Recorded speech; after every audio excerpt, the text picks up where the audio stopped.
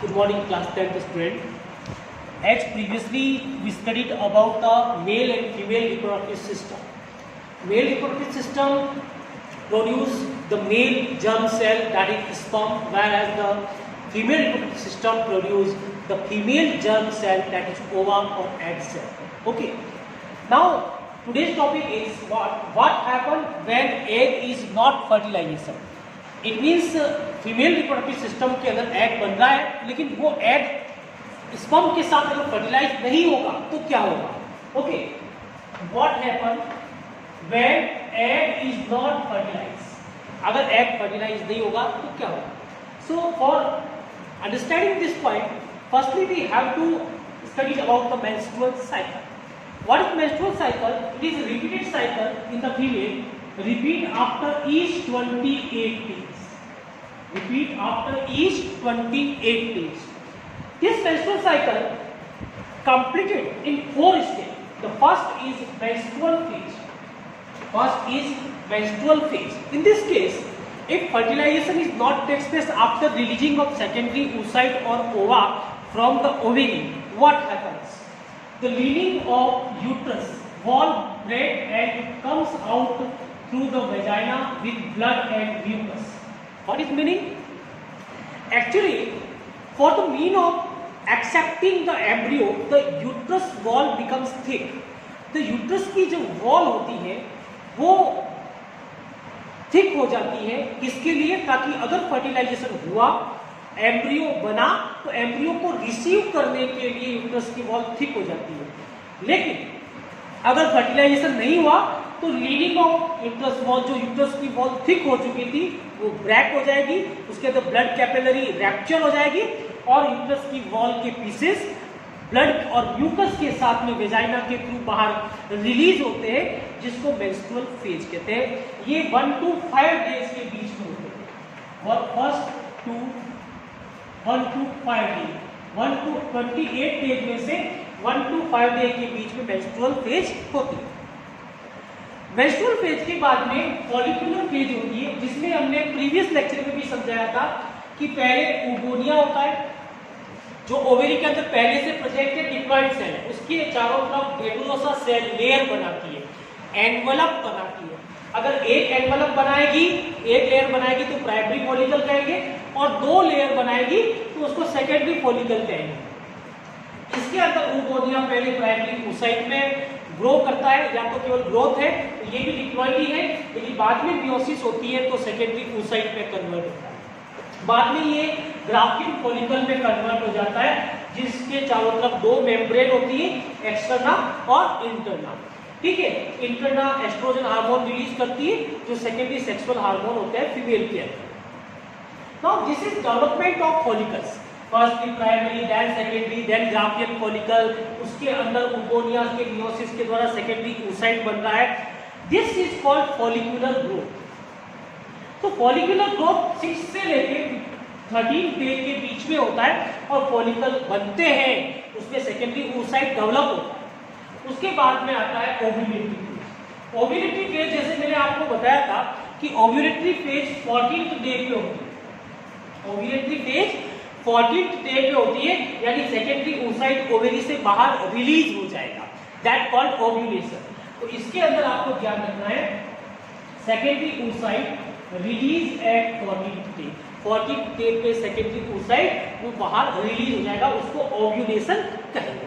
It takes place at 14th day of menstruation cycle. Now luteal phase.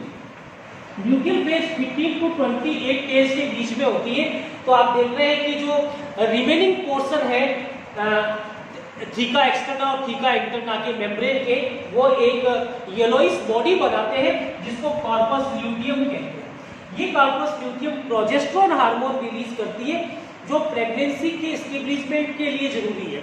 अगर fertilisation होता है तो embryo implant होगा, यूट्रस वॉल पे जाके जुड़ेगा, उसके लिए ये हार्मोन जरूरी है. लेकिन अगर फर्टिलाइजेशन नहीं होगा तो ये डीजनरेट हो जाएगा और मेंस्ट्रुअल फेज के साथ में बाहर रिलीज हो जाएगा.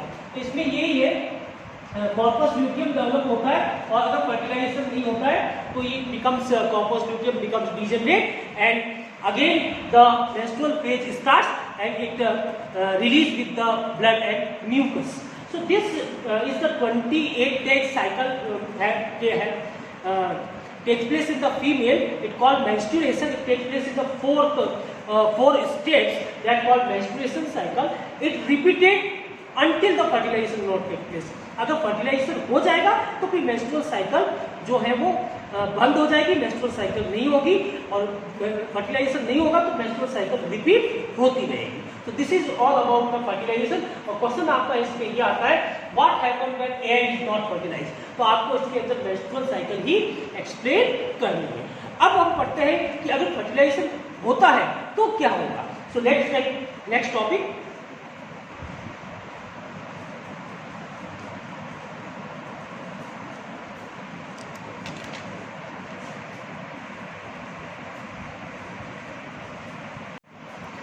So, the continuation of the menstrual cycle.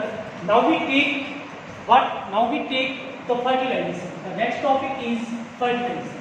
पहले हमने ये किया था कि what happen if fertilization not takes place. fertilization नहीं होगा तो फीमेल में menstrual cycle repeated होती जाएगी after each 28 days. Now अगर fertilization होता है, fertilization, तो सबसे पहले इसमें बहुत सारी definitions है जो आपके बोर्ड में पूछी जाती है, इसलिए इसको सही तरीके से याद करेंगे.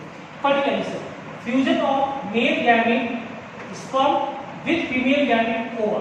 Fusion of male gamete and female gamete is called fertilization. ये पहली डेफिनेशन हुई. चलो, site of fertilisation is oviduct. Fertilisation होता कहाँ पे है? ओविडक्ट में होता है, फेलोपियन डक्ट में होता है.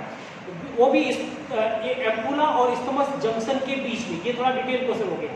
सो ampulla isthmus junction of oviduct is the site of fertilisation.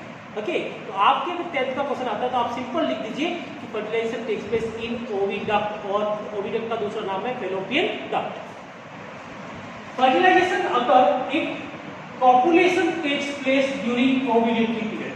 Fertilisation कब होगा? If there is a copulation takes place between male and female partner at the ovulatory period of the menstruation cycle. यानी कि menstruation के 14th day पर जब secondary oocyte ovary से बाहर release होता है और उसी समय मेल और फीमेल पार्टनर के बीच में जो कॉपुलेशन होता है तो and male partner ejaculate the sperm in the female reproductive genital organ, then the sperm reaches to the ova in the fallopian duct and sperm and ova fuse in the fallopian duct. So fertilization possible only when the copulation occur between male and female in the ovulatory phase of menstruation cycle. चलो, next, embryonic development of the zygote starts in oviduct while menstruation stops. उसके बाद में जब zygote diploid cell बन जाती है तो एम्ब्रियोनिकल development जो है वहीं से स्टार्ट, ओविडक्ट से ही स्टार्ट हो जाता है. और जाइगोट अगर बन गया तो फिर मेंस्ट्रुएशन साइकिल जो है वो स्टॉप हो जाती है. उसके बाद में 9 मंथ प्रेगनेंसी तक मेंस्ट्रुएशन साइकिल नहीं होगी. Then embryo moves down to the reach the uterus. The embedding of embryo in the thick inner lining of the uterus called implantation. Then oviduct से जो embryo zygote takes part in mitosis. Mitosis से वो 2 cell, फिर 4 cell, फिर 8 cell का embryo बनाता है. Then embryo move down होता है और मूव डाउन होकर यूट्रस की थिक वॉल पे एम्बेडेड होता है. The embedding of the embryo of the thick wall of the uterus is called implantation. ये डेफिनेशन याद कर लीजिए, ये डेफिनेशन इंपॉर्टेंट है, ये काफी बार आपके 10th एग्जामिनेशन में पूछी गई है. What is implantation? Embedding of embryo in the thick wall of the uterus is called implantation. Okay, next, special tissue development between the uterine wall and embryo or fetus is called placenta. जब वो embedding हो जाएगा embryo तो embryo जिसको बाद में foetus कहा जा सकता है आफ्टर इम्प्लांटेशन, तो फीटस और यूटेरस वॉल के बीच में स्पेशलाइज्ड टिश्यू बनते हैं. That specialised tissue is called placenta. उन स्पेशलाइज्ड टिश्यू को क्या कहा जाएगा? प्लासेंटा कहा जाएगा. अब प्लासेंटा का फंक्शन क्या है? ये दूसरी डेफिनेशन हो गई आपके लिए बहुत इंपॉर्टेंट, क्योंकि ये डेफिनेशन भी 10th के बोर्ड के एग्जामिनेशन में पूछी गई.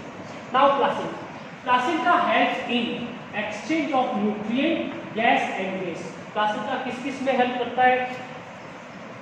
मदर से फीटस में ऑक्सीजन पहुंचाने में, है ना, गैस एक्सचेंज में, न्यूट्रिशन के एक्सचेंज में, वेस्ट मटेरियल के एक्सचेंज में। Time period from the development of foetus inside the uterus till the birth is called gestation period. यानी कि फीटस की डेवलपमेंट के बाद में बच्चे के बर्थ तक जो 9 मंथ का टाइम पीरियड होता है जिसमें फीटस कंप्लीटली डेवलप होता है यूट्रस के अंदर, उसको क्या कहते हैं, गेस्टेशन पीरियड। तो ये डेफिनेशन भी आप याद कर लीजिए, ये डेफिनेशन भी बहुत ही इंपॉर्टेंट है।